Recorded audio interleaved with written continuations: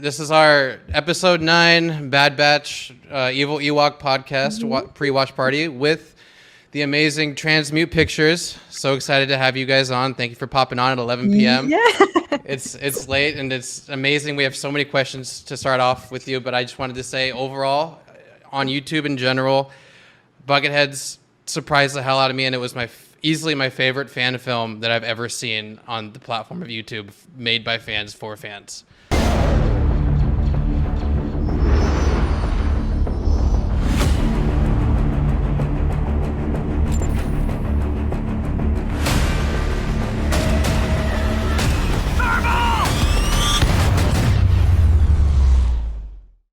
And I just want to say, like, anywhere from, like, you know, the CGI to even the 007 style intro. I don't know if that was your intention. I just, dude, I was geeking out over. I've watched it like several times now, and I don't say that often about fan films, but I just want to say thank you so much for coming here. And I want to start off. My first question for you guys was, Bucketheads in general, was this whole perspective of like the Empire and Stormtroopers, was that your poster child idea? Was that kind of the all-encompassing direction that you guys wanted to take, or did it just evolve into that? Well, first off, thanks for having us. I think it very quickly became that. Like, I think we've talked about this a number of times on various streams and stuff, but it was sort of conceptualized after we went and watched Rogue One, and I don't know. I personally love Rogue One. I felt that they did a great job in portraying the Civil War and really holding the war to sort of a heavy stakes game and having actual gravity. And, you know, especially the latter half of that film, there's a lot of great pacing and rise and fall and action and false victories. And, you know, it was like the first time I honestly was watching going, holy crap, like they did it. Oh, God, they didn't do it. Oh, my God, there's Death Troopers showing up. Like, holy cow. Oh, my God. You know, and so we watched that. We went back to our place, and I think we were having some drinks, and we had a mutual buddy come with us, and we were just talking about how we'd do this. And it was around the time that Marco was getting involved in the 501st, and I think, you know, once we started approaching the 501st and the members here, and really sort of understanding what assets we had to play with, or potentially had to play with. I think it pretty quickly evolved into a Stormtrooper-esque sort of perspective. And I know that off the bat, I in particular, and I think Mark, you probably are on the same page here, but I didn't want to go Sith and Jedi.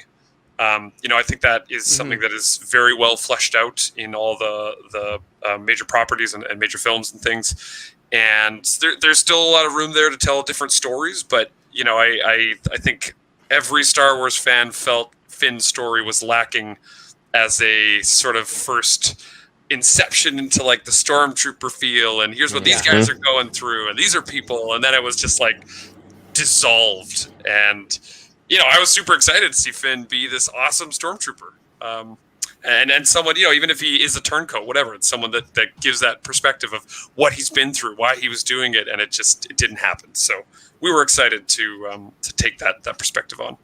Yeah. It was definitely, we wanted to make something that hasn't really been done before in terms of Star Wars fan films. And Andy, now that you mention it, we actually shot Bucketheads before The Force Awakens came out.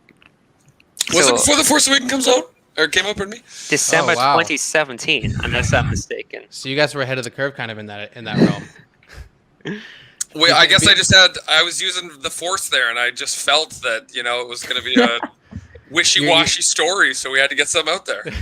You're like, you knew right away that the you know, executives were gonna be like, you know what, we need a story from the non-Jedi perspective. We need like a cool little war introspective of all these of all the characters that we don't really get to see all the time, which, you know, in itself is all, of course, really cool. And the name too, I'm sorry, I'm blanking on the name at the very end, but those. You guys are really truly using Star Wars names. Like, I'm loving it. Which name at the end of the episode 1? Sorry. Vark. Yes. Right. Yeah.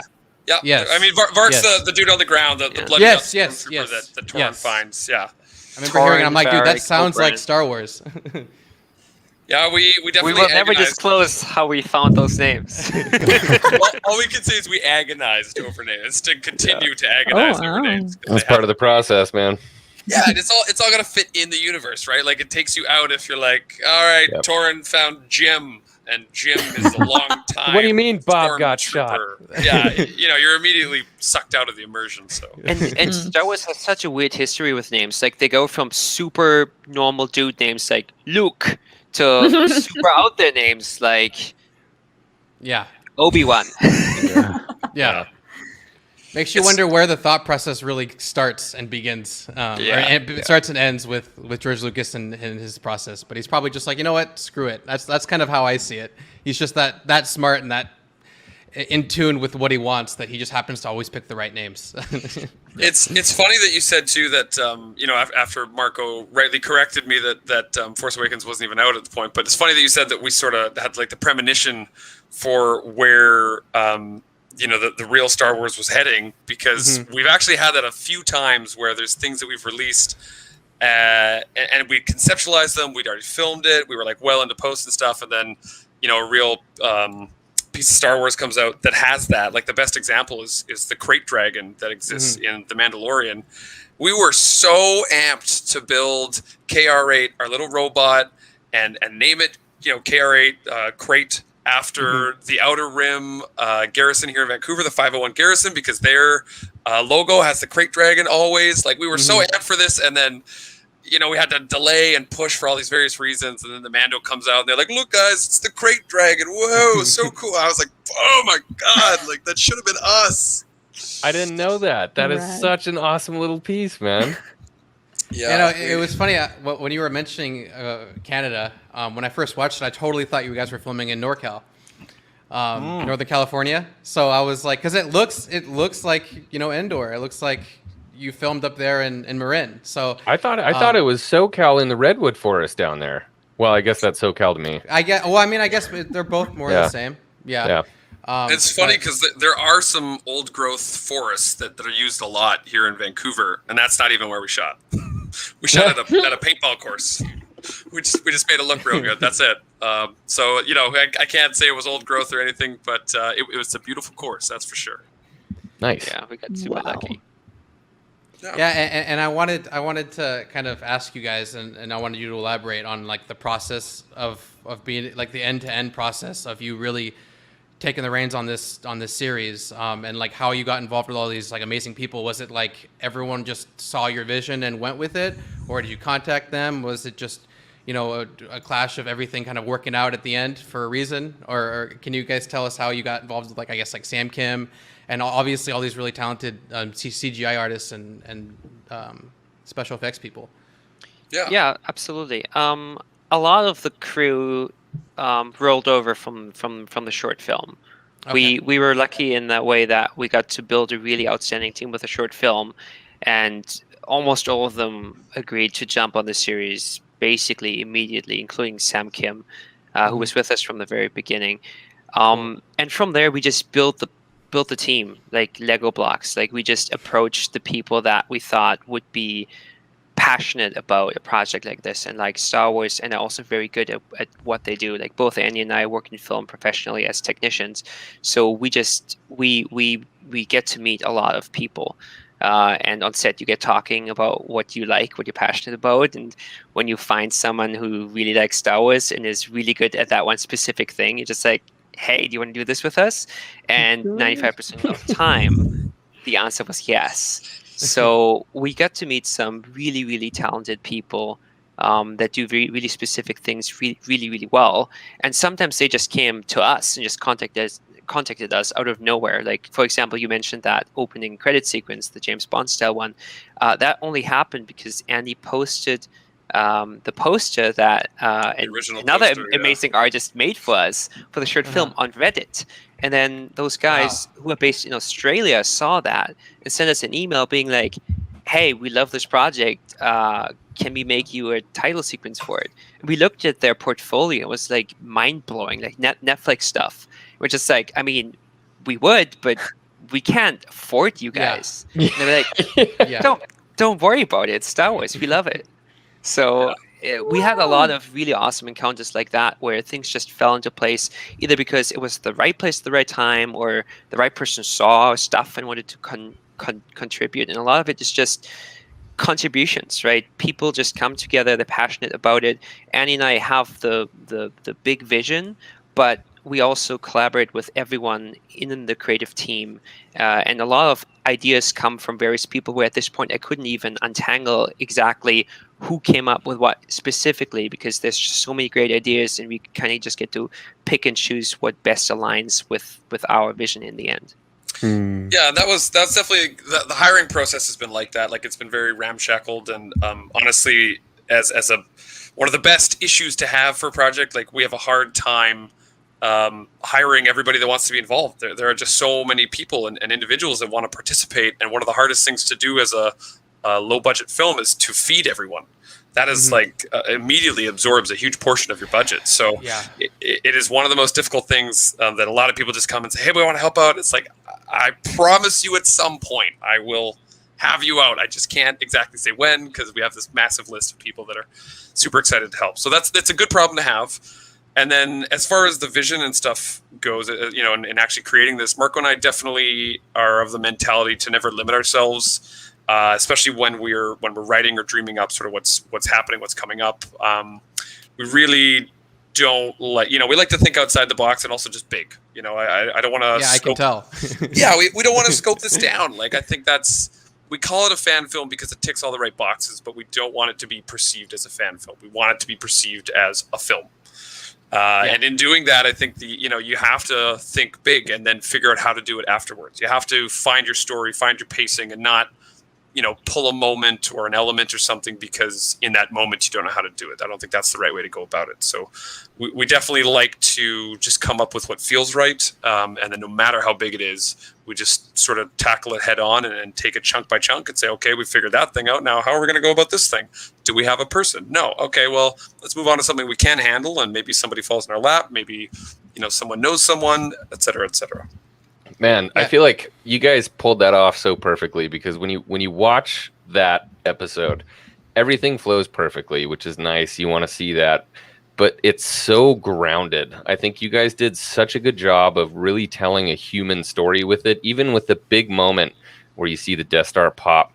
This is an iconic moment in Star Wars history, but everything feels so grounded in that human story. I wish I could explain it. I don't know. It's hard to explain. You guys are fans. You can tell that this was made by fans. Everybody who's a fan absolutely loves it. It's just, this is the kind of Star Wars that everybody dies for. And I hate to say it. I hope nobody from Lucasfilm is listening, but the fans are doing better than Lucasfilm right now with these shows, man. You guys are absolutely killing it. That was sorry, I had to nerd out for a minute. I really appreciate you guys. That's awesome, man. We appreciate praise, that. man. Thank you.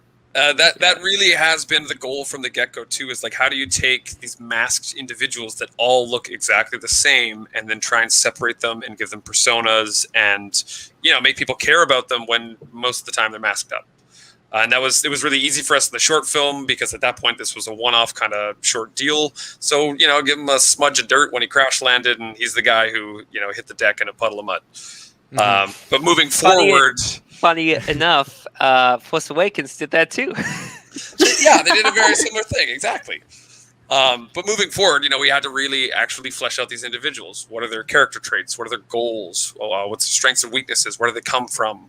And how does that all work into their character and what they're doing? So, it's really great for us as filmmakers to hear you say that, because it means that what we're attempting has worked, and we are giving these masked individuals personalities. Well, that was one of my favorite parts. That's one of my, I think, the most successful elements of both the film and the first episode. To hear like a stormtrooper like heavily breathing like that, like actually hearing them like that panic and like the stress and the angst in their, was that voiceover? I'm assuming, right? Like the voiceover work on the actor's part, but it was so great to like actually like hear a stormtrooper like have fear for once, and it like really personified them, I feel like, in a way that we haven't seen before, like in the films. Awesome. Yeah, no, you're right. It was voiceover, and again, that was sort of everything we're going for. That in wanting it to be a grounded film and something that was reflective of real war, you can be a badass commando who's been through thick and thin and very well trained, and that doesn't mean that you don't feel fear. That doesn't mean that you don't have moments of hesitation, things like that. So that again was everything we're trying to bring in there. I mean, you can just tell there was a lot of thought put into it. Obviously, you give fans the benefit of the doubt, considering they probably don't have the budget, they don't have the time. But I went in like not to say I go into fan films expecting nothing, but I go in with a I'm just going to enjoy myself and not expect it to be like a high blockbuster. But I went into this and literally the entire time I was like, this is fan made. Like how, like you know what I mean? And I'm glad that you space battle. Yeah, I'm glad that you mentioned the whole notion of really going into it not wanting to give off the vibe of a fan film, wanting to make an actual film, which is fair. I mean, I think anyone who messes around with Star Wars wants to make a really cool Star Wars film in their own like interests and their own image, So I think you guys nailed it across the board. Zach has a couple of really cool questions I want him to ask you guys. Well, harkening back to the space battle, I thought that felt straight out of Rogue One. Was that like the inspiration for that sequence?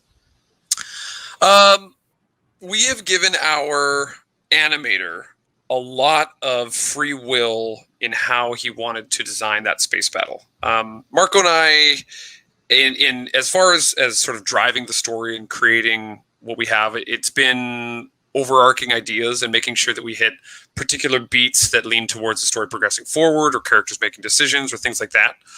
Part of our motto, just as a fan film, as a totally volunteer project, has been wanting to ensure that everybody that is volunteering, especially individuals who have a very high quality skill set, are getting something out of this, because it's hard to keep people attached when they start to feel this is monotonous, or why are they taking time away from their families and they do this for a living anyways. They get paid way better than a free T-shirt once a year from us. Yeah.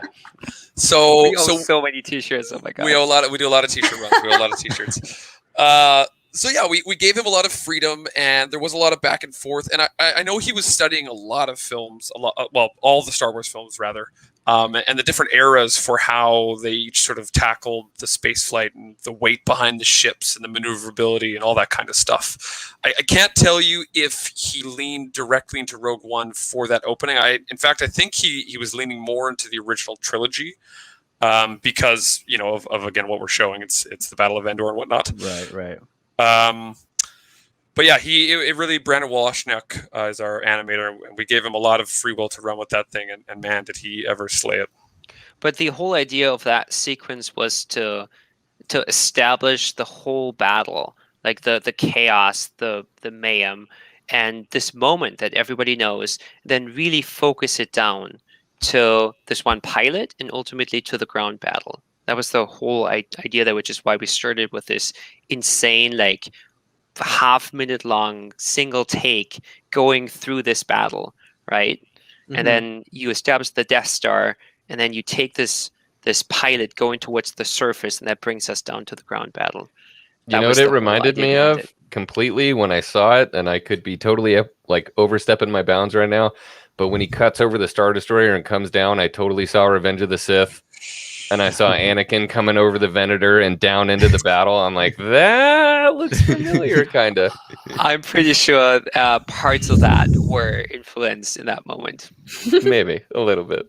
It was just such a good hook. Like Alex was saying, like you go into a fan film and you're kind of tempering your expectations, but then you see that and you're like, oh my god. Dude, when the X-Wing exploded on the Star Destroyer, I'm like, Well, for me, it was like we've seen so many iterations of that, right? Because at first it's just wireframes, just a very rudimentary layout animation, and then that gets refined. Then they add textures and lighting and effects, and then it all gets come together. And the first time I saw that actually come together, like same reaction. I was just like, holy shit! Like it's one thing in your head, but when you actually see it put together, that's just amazing. And that again is I think a major props to Brandon and the compers that in watching the early stages of it, when it goes over the side of the Star Destroyer, and then we, the final comp, we reveal a whole bunch of laser blasts and explosions and things. You don't see that in the early anim stages. So it just goes over and there's sort of nothingness for a moment, and then you're back into it, and then there's some stuff. And yeah, I definitely hadn't seen that big reveal in my mind's eye yet until that comp came in. And just like you said, when we saw it our first time, I was like, holy shit, this is no this way. is goddamn legit. Yeah. That's cool. That's awesome. Did you know immediately everyone was gonna love it?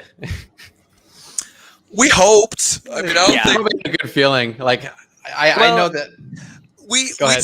talked about this a lot too. How as artists, it is very difficult not to, and inevitably it happens no matter what. But to look try at everything not bad. to agonize over Yeah. every little thing that you see that you're gonna go, Yeah. oh man, they're gonna stop watching there, or like all the comments are gonna be pointing this thing out. And like maybe one thing that I saw in the early stages when I was like, chewing my nails, it was something that people pointed out. The rest of it, nobody noticed. You're so paranoid about these things, Ed. We had major conversations about one of these I know, issues. and I told you it'd be fine, and here we are, and no one's even What is noticed it? this thing. What is it? Yeah. What is it? We won't tell because unless and if nobody notices, it doesn't exist, and we don't need to worry about it. Part of me wants to I can talk respect about it, that. but yeah, I think you're right. I think if Oh, nobody I'm has so seen curious. this stuff yet, there's a few in there, my friend. You know what? There's I'm a few. gonna really take a deep dive and look, and then I'll talk to you guys later and see if I find them. Let me tell you one more thing. So our art director, Terry Chewy, is also. You're allowed to reveal this one. But I'm not allowed to revealing it. reveal the I'm just other one. giving a hint. He's Okay. also the longtime CEO of the local 501st Garrison. Not anymore. He stepped away a couple of years ago, but he's basically built this garrison. And there are a few people that I know that know more about Star Wars than him. And he just reamed me out one day over using a specific costume piece that I assured him previously I wouldn't use, but then I just forgot about it. I was just like, it's fine.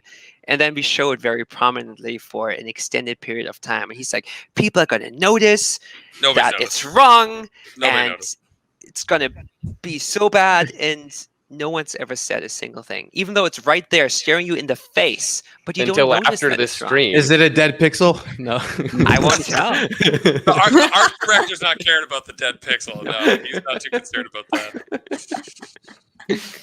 That's awesome. This is an army of the dead, Alex. I know. Speaking of which, there was a to give context to this comment, I've actually gotten DMs, and I was on a stream where we were watching your fan film, and they were saying, is that Alex? There was someone on there that looked like me. Was One it of the the Rebel rebels? Trooper? It was it one was, of the rebels. Yeah. Yeah, With the mustache. Fernando. It was Fernando. Should we tell them? Should we tell them I was in I mean, it? it was you. It was totally you. Yeah, What am I it was me, saying? dude. We should let them know. I mean, Cat's out of the bag. anytime you go to the bar now or at the club or something, you've got to have that clip queued up to be like, "Look, I was in a big Star Wars." It's like, you guys see this? It's a shot. Handing out shot. autographs. Yeah. Everyone's like, dude, I don't want your autograph, bro.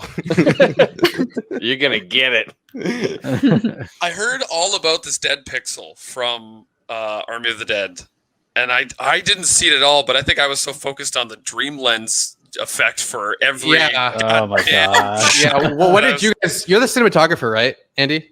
Well, we both are. Marco and I are. You guys both sort are? of break Okay. the mold. Yeah, we're We- co-cinematographers. We Zack Snydered it. Yeah, that's What did I yeah. think about Army of Dead and the Dream Lens? I think the Dream Lens is a very cool, very fast, very specific use lens that if you're going to shoot an entire goddamn film or 50% of one with it, don't shoot it wide open like that.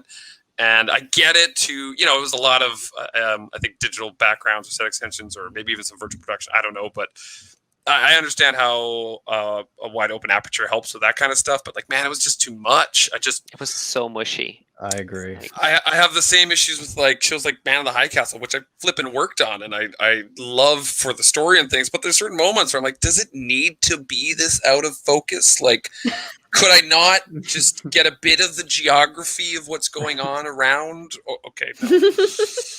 And some of the long takes too, I'd say, were kind of agonizing, but And none of the to each his characters made a goddamn lick of sense. All the character characters were the worst part of the whole thing, unfortunately. Which I like some of those actors, but like Jesus Christ, the one girl's like, "I promise to take care of your kid," and then she immediately has no bearing on the story. She doesn't take care of the kids. She doesn't care about any of that, or how the mom never asks about the kids. Like, oh my God, there's so many parts where I'm just like.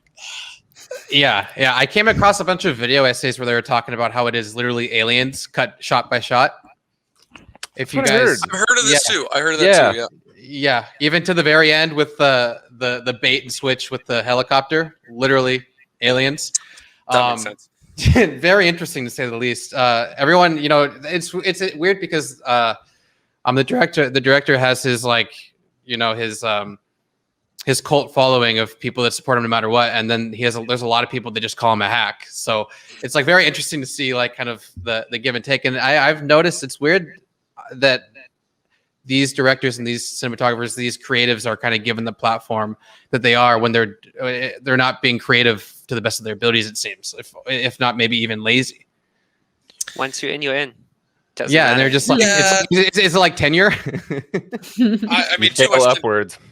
Too much control could be a bad thing sometimes too, right? Like to have to work within margins. Sometimes you become overly or more creative, right? You have to problem solve and think outside of the box and stuff. And I think sometimes if you're given all the control, George Lucas, Jar Jar Binks, sometimes not the best things pop out of it.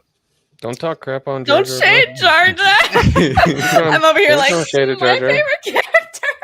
All I'm saying is the optically, the view from the fans would seem to be Heard. That's what I'm saying. I'll give you that. Especially back in 2001 after, not having a Star Wars film for so long. True. But yeah, I wanted to kind of go into, you were speaking of Lucasfilm and everything. What is it? Is there a process for really using another franchise's like IP in that regard? Or is it, if it's not monetized, you have free reign? Or what is the process behind that? The process is not really clearly laid out or defined for fan films. Okay. It is very fluid, and it depends from it changes based on the IP and the publisher and how lenient they are. I mean, in general, you are technically not allowed to use an IP that you do not own, but Disney and Lucasfilm in particular have been historically very open, tolerant, and accepting, and even encouraging of fan films, because it doesn't harm them. Instead, it helps keeping Star Wars on everyone's minds. It's basically free advertising, right? And Disney is sort of like, don't ask us specifically about it, and we won't really care about it as long as you follow these very basic guidelines. They put a set of guidelines for fan films. Basically, as long as you follow them, they won't go after you for creating a fan film. And these are, one. I laugh because he always messes up number 3. Let's hear it. This time I won't any. One, don't try and sell it. Don't make money off it. Don't profit it. Don't show it in theaters and sell tickets for it. As long as you don't charge for it, that doesn't legally force them to make a move on shutting you down, right? But crowdfunding's allowed, right? No, or no? Even that is dicey. You're not supposed to crowdfund specifically for a project. And what we're doing is we have a Patreon, but it's not directly in support of the project. It's in support of our channel. YouTube channel. Yes. So we're kind of getting around it that way, which there's precedent for that. Like, we looked at how do other people do it? How do big YouTubers like Star Wars Theory do it? And that's exactly how. And it seems to work. Like, Disney has not shut anyone down over doing this. The second one is very clearly that it's a fan film. Don't try to pass it off as an official thing, which is, for us, when people say like, "Oh, that looks so official, it doesn't even look like a fan film," it's like, thank you, but we just have to very clearly just don't say that in public. Proclaim.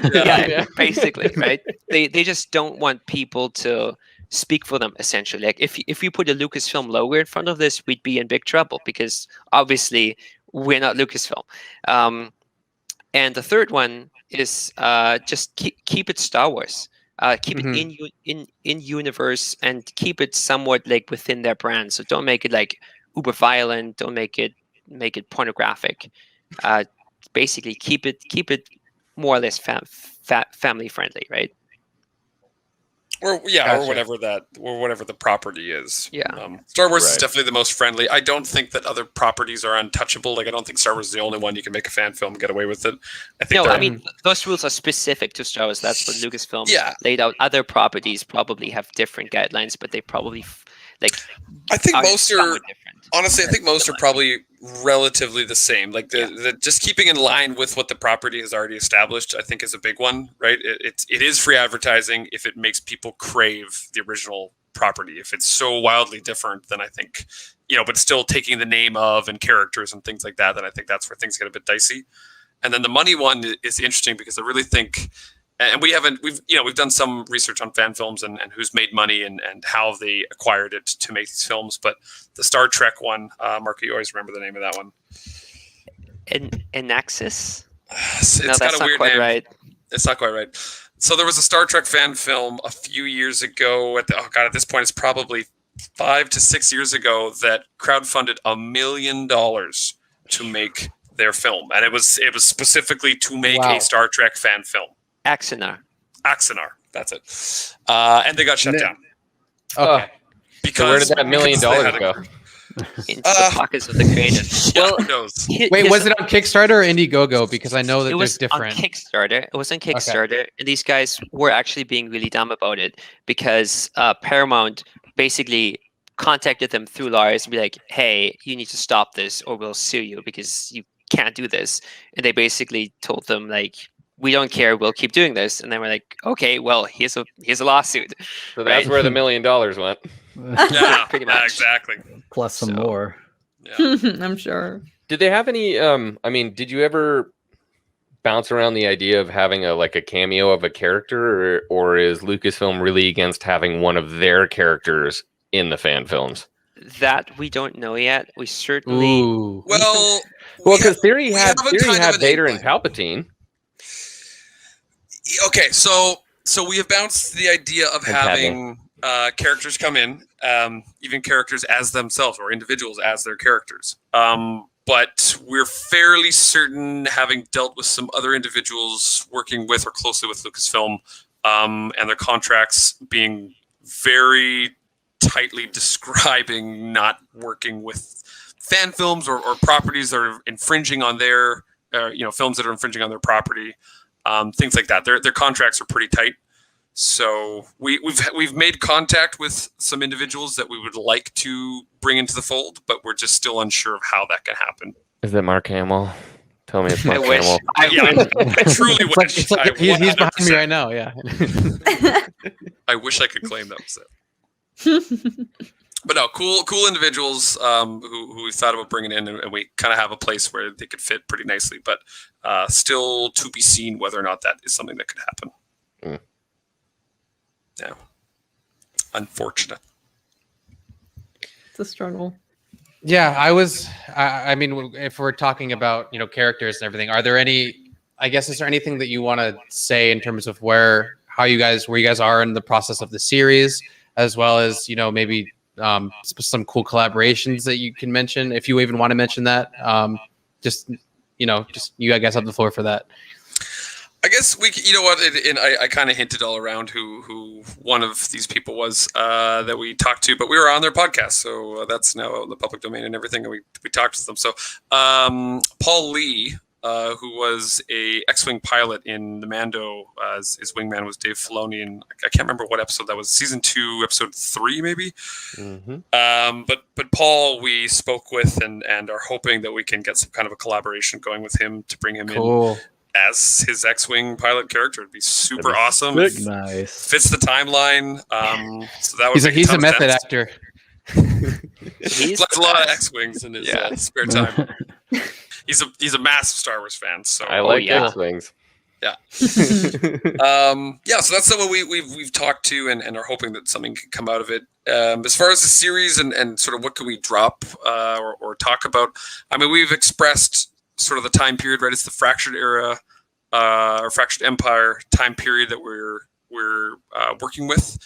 Some of those characters are well known through other Disney and Star Wars shows. Ray Sloan, she was in our season 1 trailer. She'll be making an appearance at a certain point. I don't know if the bad guy was in there, but we didn't say his name. But I think if anybody has read any of the books or knows this time period, Gallius Rax is a wickedly bad dude who is sure to show up at some point. There's a lot of interesting stuff I think that goes down in that sort of time period, or rather that it itself is an interesting period because the war is winding down and things are getting quite dire for the Empire, and in dire situations, characters often make their most dramatic or influential choices. So Thrawn is spooling up to do some stuff, though. So I've heard. Kind of a big fan of Thrawn. Nice. I don't know what I can tell you about our series in Thrawn. I might have to leave you in the lurch on that one. But we've been talking behind closed doors. A lot of people have come to us and talked and hoped that we have Thrawn involved in some sense. So that's about all I can tell you. I will say I'm happy that you guys are showing the Imperial perspective, because oftentimes in Star Wars, when they show the Imperial perspective, they immediately have them defect. And like Battlefront 2 comes to mind. I was really excited to play the Imperials the whole campaign, and then that didn't happen. Like 2 missions later, Yeah. a rebel. Exactly. I think that was a massive disappointment for everyone, and it's something that it's so weird to me that Disney doesn't really seem to understand. Maybe not what they have on their hands, but like what people really want, right? It's like they have so many great setups to just make something that everyone would love, and they seem to consistently decide to just do the opposite of that. To subvert expectations. Everyone's like, this could have been so great, but you decided. Oh my God, you're subverting expectations again? If I have to hear anyone say that, like with a serious face again, like I'm out.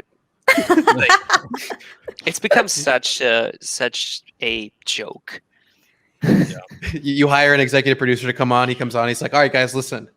We need to subvert expectations. They're like, you're fired. Or they're like, subversion is going to be the first thing we're going to do. We have everything here the fans want, and we're not going to do that. So here we go. Surprise. Oh my God. It's like a pitch meeting. You have everything that everyone wants, and everyone, you guys are all excited. Like, oh, sick, we're going to do this. And he's like, scrap it. Flips it over, and it's just on the other side of the board. It just says subvert expectations. And then roast Tico at the bottom. Giving me PTSD, dude. That's kind of like, I hate to say the word expected because that seems like the wrong word, but it's what you guys were talking about. You guys were talking about Rogue One and how you love the human element, and that's exactly what you guys did with your story. And I think more grounded stories in Star Wars is what we're all looking for. We're looking for that human experience. Rogue One was a war story. You're telling us a war story with real human emotions, and it's easy to do larger than life pictures where you've got a Jedi who can do all these different kind of things, but really telling a human story is tough, man. And you guys nailed it.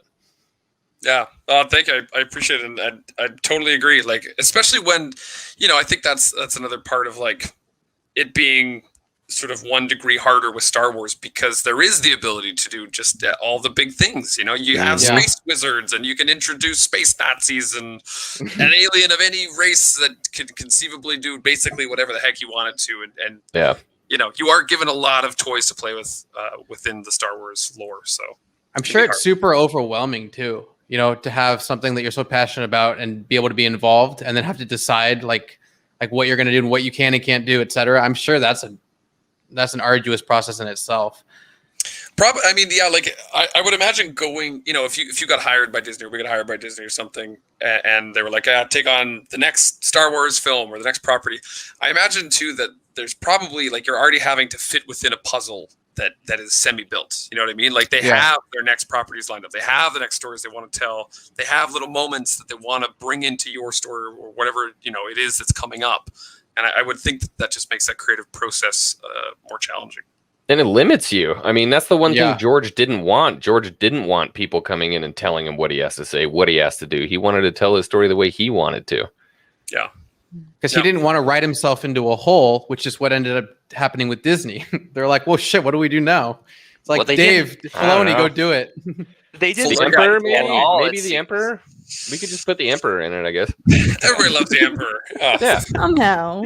somehow. Where that weird- Somehow he returned. We need to make $1 billion. What are we gonna do? So what was that weird guy? I don't know. Just say it was the Emperor or something. It's like kind of the Emperor. The What's Emperor? his last name? I don't fucking know, dude. The Emperor all along. I mean, Well, that's- speaking of, go ahead, Kat. Oh well, just in the vein of Lucasfilm and the idea of working for them. A question Zach and I had for you guys, I guess in that vein, or if budget was not a limitation, or if you were to get the keys to Lucasfilm and have free reign, and they say, "Here you go. Here's an unlimited, bajillions of dollars or whatever, all the technology at your disposal." What is a project or like a storyline that you guys would like to pursue? With all the money in the world. Okay, Marco, this time I'm going to go first on this one. We've had a very similar question asked before, but I actually have a semi-different answer than what I gave last time. So I think if I had all the money in the world, and maybe this is sort of like, I don't know, selfish if that's the right word for this, but I would honestly still, I think, keep it in this fractured empire period. Like I said, I really think that when when things are dire and situations are tense and the war is dwindling and things are really bad for the Empire, I think a lot of interesting things can happen and a lot of interesting decisions can be made. I also really like Ray Sloan as a character and an individual. I think her sort of story is pretty unique and cool, and sort of dabbles on the side of doing some sort of morally good things, but ultimately for maybe negative reasons, and that in itself can be a very interesting thing. If we were actually given an audience to Disney to pitch something, I don't think they would ever be interested in Bucketheads because of what I talked about before with sort of having to fit your story within a puzzle that kind of already exists. But we do have a sister series, Tales from the 501st, of which we've only released one episode so far, but that's supposed to be an anthology series of sort of snapshot moments throughout any of the Star Wars timeline, as long as it involves some 501st character at some point in that story. And we have some really awesome scripts lined up for that. Some are comedies. There's a great action one that I cannot wait to do that showcases why Death Troopers are a step above a Stormtrooper. I've got we've got some really cool scripts that I'd like to explore in that if we had some great resources at our disposal. Come on, man. Yeah. Are you guys like a two-man army? Could you guys do if you guys could do everything, would you do everything? No. No. You have what you like to do, right? Yeah. I mean, on the short film, we did a lot more than on the series just out of necessity.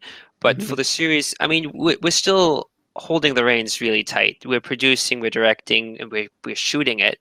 And in a way, we're still sort of, we have our editor who's great, but like once he's done, we sort of like do our own little thing on top. It will probably always end with our fingertips. Yeah. And we're going, just gonna adjust a little bit of this. As it should. I mean, it's your baby.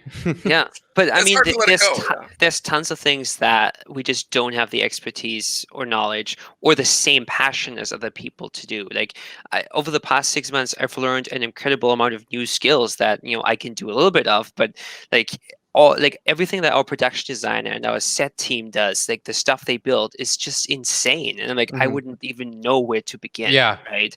Like I come in like every now and then and help with a little bit of basic carpentry because now I know how to operate like a skill saw, but Still scares that's me. about it. Right? Yeah. Like the costume designer we have attached now is amazing. Our art director is doing a killer job. All the like makeup design that's happening with like scarring and shit is super cool. Yeah. So And I think You go ahead. I was gonna say, I think too, like we already kind of knew this, but it is something that's reinforced, I think, to every filmmaker that takes himself seriously. That you can do all the things probably, but if you want to achieve a level of quality that you're probably dreaming of in any kind of a reasonable time frame, you need to trust your team and trust that you're bringing, and that's part of producing too, is right. You have to make sure you are bringing on quality people who are willing to put the time in or have the skill sets or whatever. So going from like the short film where Marco and I really did tackle way more, and again, we're still doing a ton on the episodic now in season 1, but we do constantly kind of rein ourselves in and go, okay, maybe we do just need to let the team handle this, and they'll report back to us and tell us what's going on, and we can focus on answering some of these bigger questions, because as of right now, that's a roadblock from moving forward, right? The team can't move forward until we, as the showrunners, give them some of these answers they're looking for. Yeah. One of the biggest things for us, sorry to add on to this, was just getting a writer, a really excellent writer who can write the episodes, because the short film was written by us, and we had the luxury of rewriting it after shooting it, because we were lucky. All the characters wear helmets and you can't see the lips moving. So the movie we shot almost all the characters. One of the most Except- challenging parts was our 3-character walk and talk, where 2 of them are helmeted, but Lee Shorten, you can see his mouth moving, so you can't change his dialogue. So his audio was what we shot, but the other 2 characters were completely rewritten and redubbed after the fact. But like 12 times. It still had to make sense with the lines. That's from the cool, though, character that you're able to we do couldn't that. Change. It was a really interesting experience, but our big takeaway from this was like we have strengths, and writing is not one of them, and that's fine. I mean, George Lucas was and it's the big of same you to way, admit it, right? I can write action, but not dialogue. Holy moly, not dialogue. Hey, it's not the first time it's happened in Star Wars. If you guys have watched Revenge of the Sith, it's like, what things? Yeah, like Mace Windu a couple times too. Yeah, you see it. But I mean, it just goes to show you. I mean, it really takes a whole team to really create something great, because everyone has their own passions, their own expertise. It's like, for example, like Kat's an actress. Zach likes to direct. I'm an editor. I don't personally know what X-Wing likes to do. I just know he's a big Star Wars fan. He loves to be here, and I love him too. So it's like in the film industry, it really takes a whole team to really create something great, and it's not a one-man show. Even though there are people that can be directors, writers, and et cetera, there's still a huge team behind all of that, and it really shows that it's really big. It really takes a big person to really not to let, like you said, let go of their baby and let people who know how to do their job do their job, instead of like breathing over everyone's neck all the time. It's the beauty of film. Something Lucasfilm could take to heart. It's not easy too. Like, man, that is so not an easy thing to do. We, in many of our writers' rooms early on, when Marco and I had already penned out the whole arc for season 1 and what was going to happen, and every episode had a 3-page massive document about how it was going to go. And then it was like, okay, cool, we got our writers. Let's do a writers' room. And naively in my mind at first, I'm like, they're going to love it, and it's going to be just like we said, but with dialogue. Make it better. Yeah, with dialogue that makes sense. And then so much changed, and there was many a session that we had that I had to walk away at the end, not in the middle or anything, but at the end, kind of like, gritting my teeth and sort of like, I can't get the thing that I want on screen to come across and how I'm seeing it to these people. And I'm sort of being overruled in this idea of how they want this to go. So I think we better go ahead with that. To put this into perspective, we started writing this in January 2020, and we started shooting it January 2019. Yeah, I was like, dude, that was way late. Hell no. Oh yeah, I was like, pandemic. So it was like a year and a half of just figuring it out and really mapping out the entire story beginning to end, which is something that Disney clearly didn't do with the sequel trilogy. But how wild is that? Right? What a concept. And just so blatantly obvious too. Like, it was just not even attempted to be dressed up, in my opinion. So many changes, like, the first third of any of those films is them being like, all right, that thing we said last time, not that thing now this time. This is how it's going to go. And it's just like, oh, God, I just see them all tearing at each other's throats. Yeah, I mean, it's just all over the place. You can tell, like, a lot of the reshoots that they do, too, are, like, placed in random spots. And it's like, oh, that's probably what they reshot. That doesn't make any sense now. And it's always all over the place. But I mean, on that notion of I guess trilogies and Star Wars, like, where is your guys' heart in, like, the original trilogy, for the most part? 100%. I'd say for the most part, I really love the prequels for what it does to the overarching story of Star Wars. Right? It adds to it for sure. Yeah. Well, it's so much adds to it to me. Yeah. Like, you get a taste of what the prophecy was in Return of the Jedi, right? You get to understand what it was, but you don't get to see what it means for that to be fulfilled. You just are told through every character and their uncle that this is a prophecy and this thing's a thing, and blah blah blah, and then the prequels come along, and in my opinion, they just do such a good job of fleshing out why Anakin is this tortured soul, and you know, his journey of what he became and what he was prophesied to be. And I will. I mean, any bad parts of the prequels to me are immediately overridden by the fact of what it does to that greater story. I really like how it fleshes it out. Are you like a fan of, you guys fans of like Clone Wars and I guess now the Bad Batch, which is what this stream is heading towards?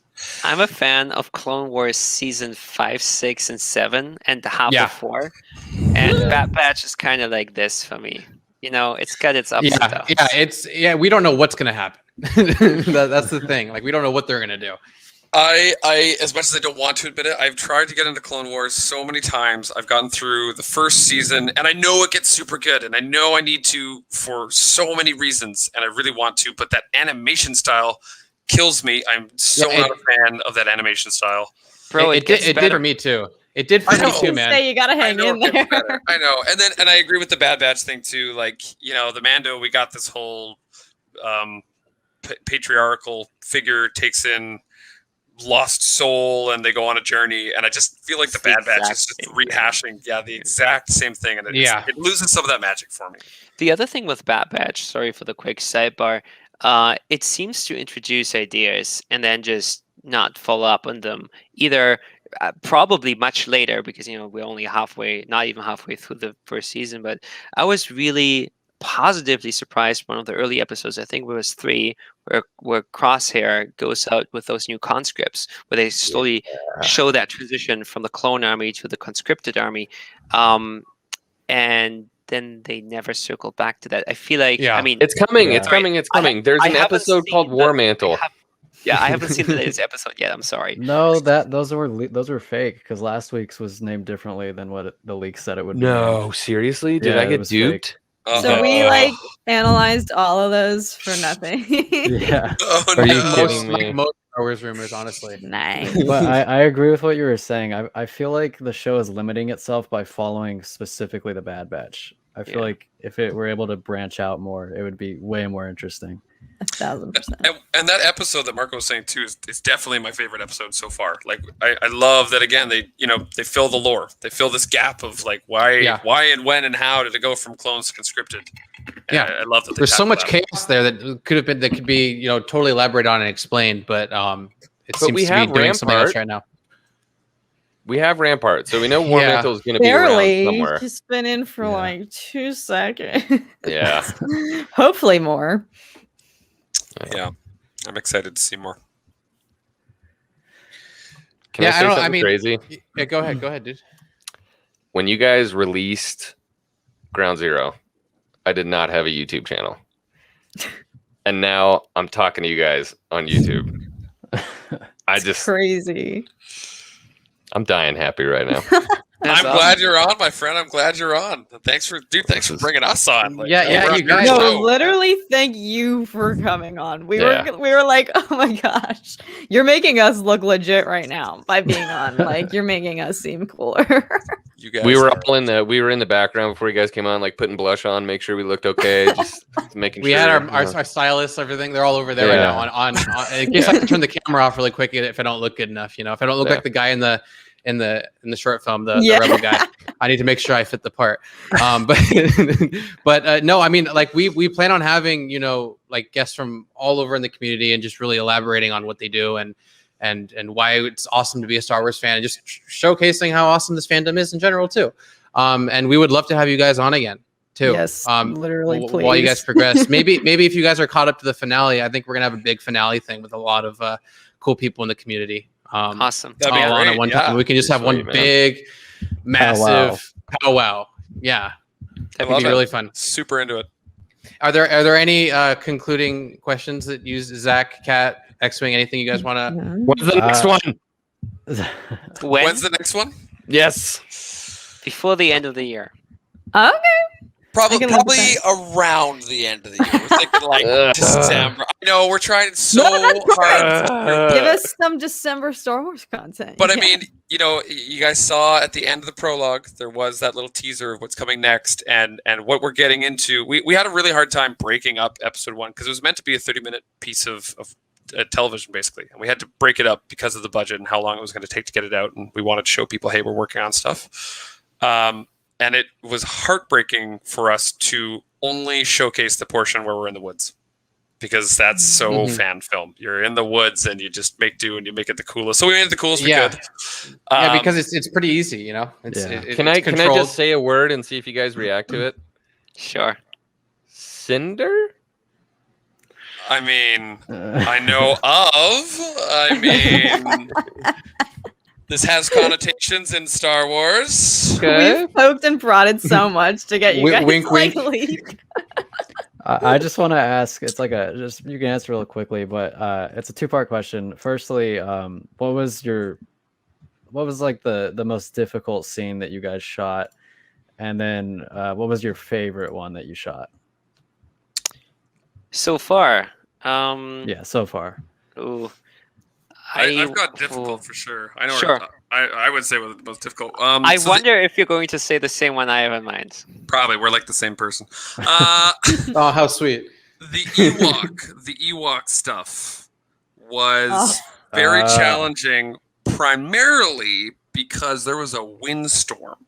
So that was the final day of filming that we had lined up. And we had a bunch of overhead truss that had to be rigged to trees that we'd planned out ahead of time, and then they had to do the wire rigging and blah, blah, blah. And then this massive windstorm came in, and all the trees were like, and then the trusses like swing, and we had 2 Widowmakers come down while we were there. Nobody got hit, thankfully, but Are you serious? That's Our wild. It was very a close call, though.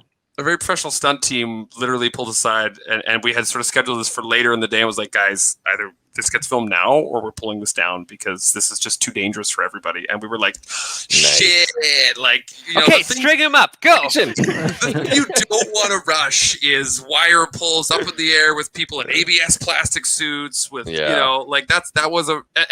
there's a big comp shot there. The master where they go up is like 4 plates stitched together. Like, that's all the stuff you don't want to rush. And then, our stunt team is telling us, like, we're going to can this shot for you if you guys don't get this now because it's getting too dangerous. Yeah. Wow. No pressure. Yeah, there was pressure. There was Run up pressure. to this, and my favorite shot to film is the Steadicam shot right off the top of the ground battle, because it's a really long shot. It was originally supposed to be even longer, but we just chopped it off because otherwise it wouldn't have happened.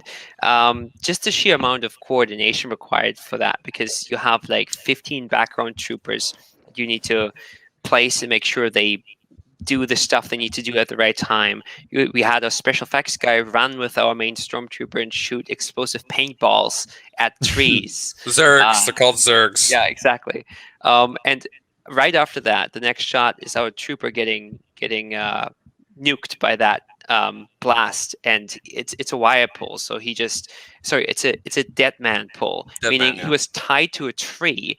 He just runs until the line runs out and then gets yanked back. And originally the idea was that would be included in that long Steadicam oneer.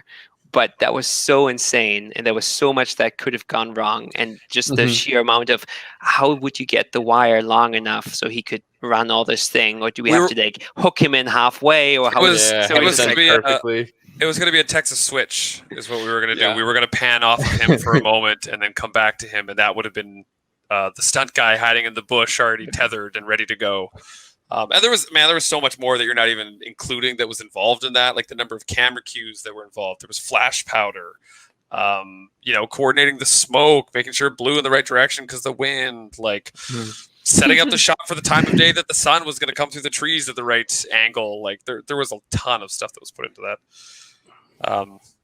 Not to mention, you guys had agile stormtroopers. Okay, that's one thing I want to mention. You had stormtroopers running. Okay, you guys have watched the OT. They can't walk through a door without hitting their heads, and they were running through the forest. I hate that. That's what I was thinking of. But as I was watching them running, I'm like, Damn. Good would on say- those guys. I want to say that's probably our biggest achievement as filmmakers. That is huge. That and the slide. I still think back to the short film where Troy slid in the armor to pick up the thermal imploders. Yep. Like, wow. I was like, damn. Wow. The armor bite he took on that slide. Oof. FIFA stole that animation for FIFA 2021. Probably. Yeah, there's a hack somewhere that you can turn a player into a storm torn Threada. My favorite shot is very easily identifiable for myself. For my favorite scene, definitely the cockpit stuff that we shot. The cockpit So was Yes, I love so that. sick. It looks so I good. love that. that was was that a 2-day shoot? That was a 2-day shoot. It was So the end of the 2-day shoot, yeah. It was the final or second day, and it was like hour 12 or 11 and a half that we started shooting that. And we told everybody we were going to stick to like 12-hour days. It's volunteer, not going to go over this. And usually we're pretty good about that stuff. But, you know, I recognized right away we have 30 minutes to cover a ton of footage in this TIE fighter that we need. Because we also wanted to get stuff for later use as well. And our first AD, I remember, kind of like looked at his watch and like hummed and hawed, looked at me, was like, dude, I don't think we can hold him here past the 12-hour mark. Like, I don't think anybody's staying. You know, you got 30 minutes, get it done. And we're just like, oh god, like, okay, fuck, all right, let's do it. Like, you know, get it all in place. Bunch of technical stuff to figure out, and we got a steady cam on a Garfield mount, which just means it's basically like not locked to a person's body, but locked to a dolly. So then he's trying to like rotate this to get all the pitch and yaw of the TIE fighter. And I remember once we had all the tools set up and everything, we did our first shot, and we had, you know, the director's monitor or whatever, the village, and everybody had kind of congregated around it, even though we had said many times that COVID, just, you know, space. But this was kind of a special thing that everyone's getting to see this TIE fighter that was worked on really hard. And the first shot, I just remember everybody going like, oh, whoa, like, people were so amped when the lights turned on, and then they started flashing, and then, you know, we had LED panels. We had the virtual production LED panels on the top hatch and the front and in the back. So then, you know, we played that exact animation of the opening to reflect on the TIE fighter. Yeah. So when like the explosion happens, you know, it's like all of a sudden the whole interior gets lit up, and he has like orange flame reflected in his plastic, and then like we had on triggers, we had 2 different circuits inside the cockpit for the lights to flash. We had a third guy with like 6 programmed different types of flashing lights on the yoke to flash on it. Like all these people, you know, hitting all these sequences and things, and like you see it play out for the first time. And I just remember how everyone was very tired and immediately perked up. It was just like, whoa, oh my god, like that was, do it again, like that was Star Wars. And so we did get to go our 13th hour. Nobody wanted to leave. Wow. We filmed for a while doing that. It was a ton of fun. That's awesome. Well, I just want to say, I mean, you guys are killing it, and we will watch your career with great interest, of course. Nice. And we'll stay connected for sure. I'm really looking forward to working with you guys. You guys are more than welcome to stay. The episode's out now. We're gonna start it with our stream. If you guys want to stay in and watch it with us, we don't obviously stream the episode, but we have a timer and we watch it, and as a we all talk about it afterwards. But on that note, you guys are welcome to stay and leave as you wish. But thank you so much for coming on. I would love to have you guys on again. Thank you. Yes, Absolutely. literally. That would be great. Thank you guys. Awesome. Heck yeah. Yes. Yeah, that would be awesome.